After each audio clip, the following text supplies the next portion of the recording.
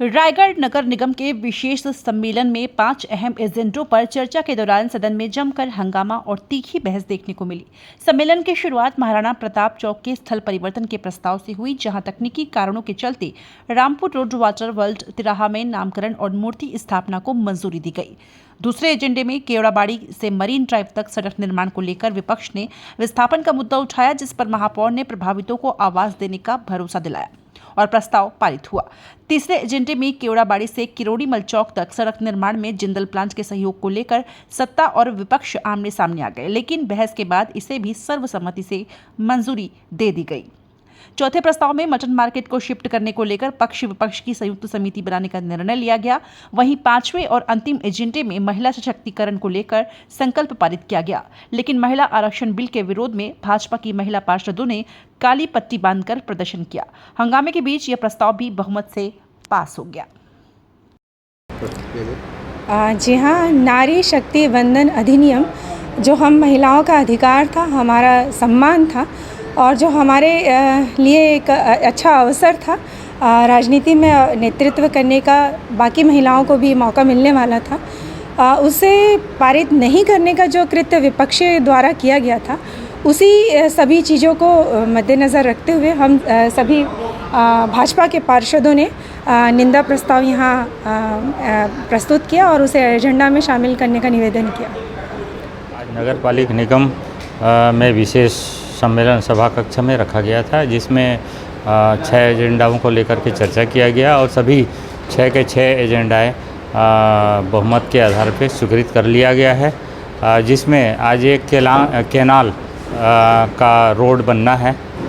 जिसमें माननीय हमारे ओपी चौधरी जी वित्त मंत्री, जिनका एक सपना है कि रायगढ़ एक व्यवस्थित हो और रायगढ़ के लोगों को एक अच्छी सुविधा मिले, जिस उद्देश्य को लेकर के यहाँ एक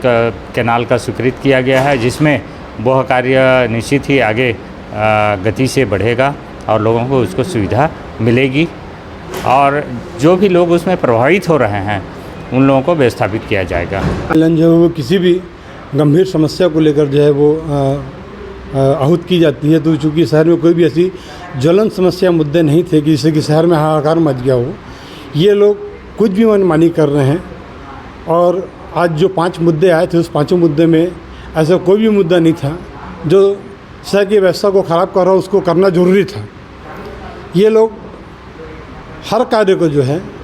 पीछे के रास्ते से करना चाह रहे हैं, नियम कानून को सारा धत्ता बताते हुए, ताक में रखते हुए ये सब काम को कर रहे हैं। पहला जो दूसरा प्रस्ताव जो था, आपको मैं बताऊंगा कि केवड़ाबाड़ी बस स्टैंड से जो है वो मरीन ड्राइव तक कैनाल रिंग रोड बननी है,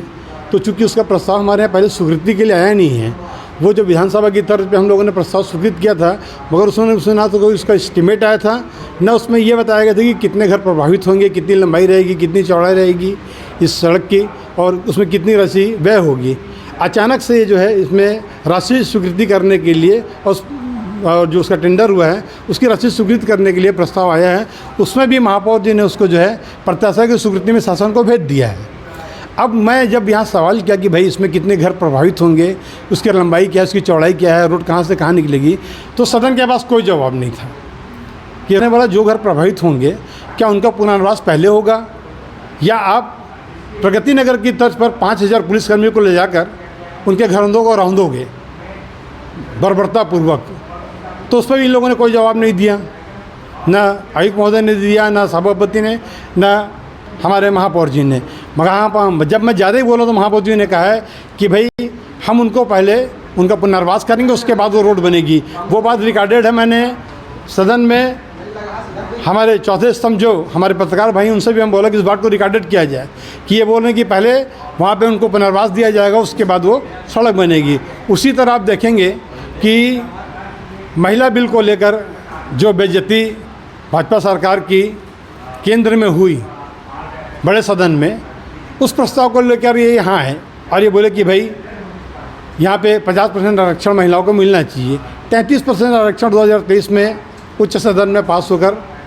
दे दिया गया है महिलाओं को। 50% का बाद अभी जब 850 सांसद होंगे तब वो मिलेगा। तो कब बाबा मरेगा तो कब बड़ा खाएगा, कब 9 मन तेल होगा तो कब राधा नाचेगी। तो वो प्रस्ताव की आवश्यकता नहीं थी। आवश्यकता है इनको परिसीमन बिल जो ये लोग पास करवाना चाह रहे थे उसको ये लोग पास नहीं करवा पाए हैं। मेन परिसीमन बिल था जिसमें 850 संसद सदस्य लोग